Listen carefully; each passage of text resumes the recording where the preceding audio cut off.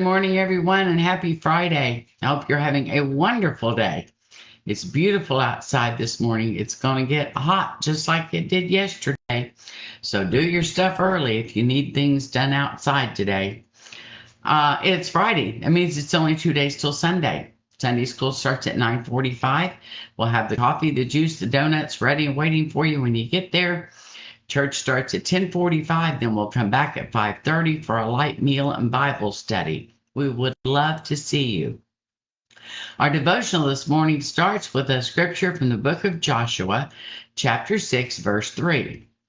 You shall march around the city, all you men of war. You shall go around the city once. This you shall do 6 days. The title of today's devotional is Our Part, His Plan. And it reads, It was a very unorthodox plan. Who had ever heard of conquering a city by walking around it?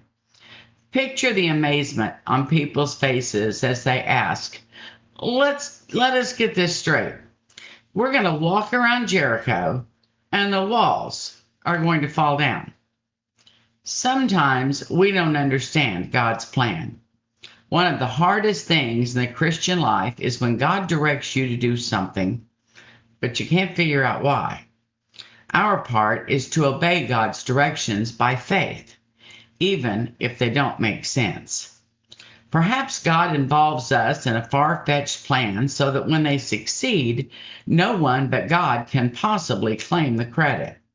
After all, Joshua couldn't take credit for the fall of Jericho. That was a plan only God could have come up with. Remember that God has some amazing plans for your life. Walk in obedience to his direction. Believe that God has a wonderful purpose and a plan for you.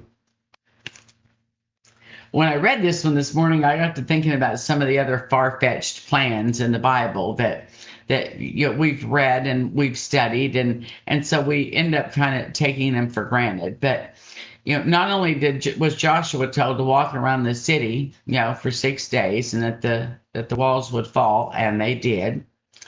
How far-fetched was it when God told Noah to build an ark and gave him all the dimensions, all the specifications, and told him what to gather and what to put inside and who to put inside when they lived in a place where it had never rained? Do you think that seemed far-fetched to Noah? Yet what did Noah do? Well, he built an ark.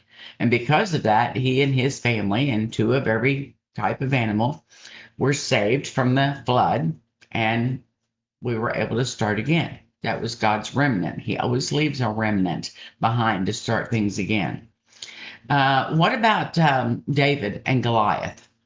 Wasn't that kind of a far-fetched plan for David to just pick out 5 smooth stones and go up against the giant that no one could conquer?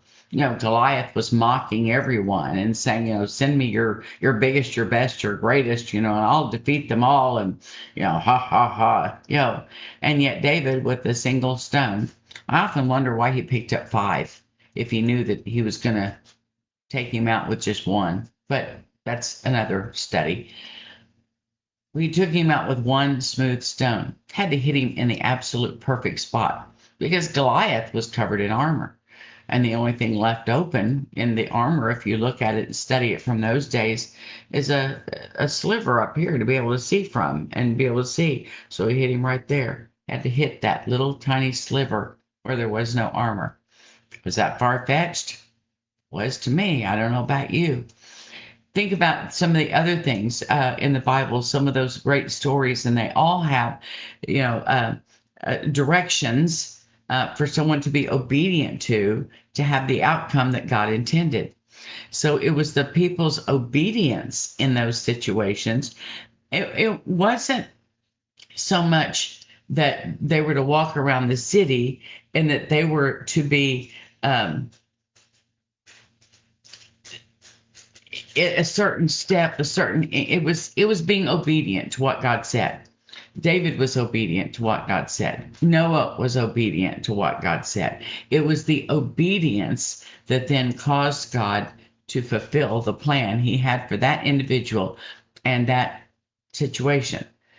See, we have to do our part in his plan. And our part starts with obedience. With no matter how far fetched it may sound, I got to tell you, when I God told me to start doing a Christian youth camp in the summers, that was a far fetched thing. I'd never been to youth camp in my life. I wasn't one who grew up in the church, who went to summer camps, went to Christian camps. I'd never been. Didn't have any idea what they did there except what my kids told me when they came back, and it didn't sound pleasant. And I kept griping about it. And God finally kind of smacked me and said, you know what? If you think you can do better, then you do it. Get with it, get after it. Well, that was far fetched as well. But yet we were obedient, stepped out in faith, and did it for many years. And it was awesome. It was an experience I wouldn't trade for anything. What is it that God's calling you to do that seems far-fetched? It's out of your wheelhouse. It's not your area of expertise. It's not something that you have done before or that you ever imagined yourself doing. If God's giving you a task like that, a part in his plan, we need to welcome that. We need to be excited about that. We need to say, God, I don't know what you're going to do with this. I don't know how you're going to do it, but I am so grateful that you invited me along for the journey. I'll do my part. I will be obedient. Sometimes our part is one little piece of a puzzle, of a great puzzle that God has put together to make a huge impact somewhere. And we may not even know the where. We may not even know what the end result or goal is until we look back in hindsight and see, well, that's why God had me do that. He doesn't reveal his plans to us. He does sometimes, but he certainly doesn't always reveal his plans to us because he doesn't have to. He's God. He's got the game book. He's got the plans. He knows where we're supposed to go. And he also knows that if you won't do it, somebody else will. You'll be the one that misses out on the blessing.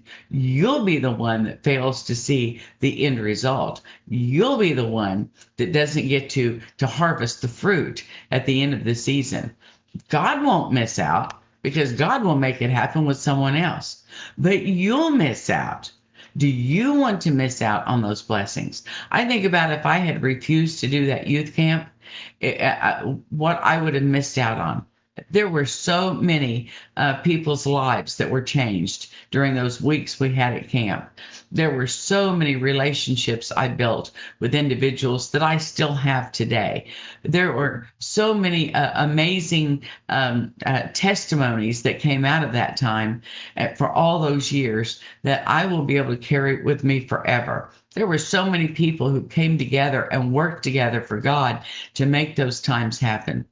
You don't know what it is that God is doing when you step into something. You only know that you're stepping in with faith, and then you trust him for the outcome. Your job, my job, is to be obedient to wherever it is that God is calling us to be and to do. Our part, his plan. I'm going to read the quote at the bottom. It's by William Cowper. God moves in mysterious ways, his wonders to perform. He plants his footsteps in the sea and rides upon the storm. I want to be wherever God is, and I want to be doing whatever it is he leads me to do, even if it's way outside my comfort zone, even if it's way outside my wheelhouse or my area of expertise. I will take the first step, whether I can see the whole staircase or not. And I pray that you do the same. We're all to be obedient if we want to be included in God's plan. I pray you all have a wonderfully blessed day today. If there is anything I can do for you, please reach out and let me know. Tonight is our last evening of VBS for the year, and I am so excited to see our young people. And tonight they should know the 9 fruits of the Spirit. I love you all dearly. I hope to see you on Sunday, and I'll talk to you again soon. Bye-bye.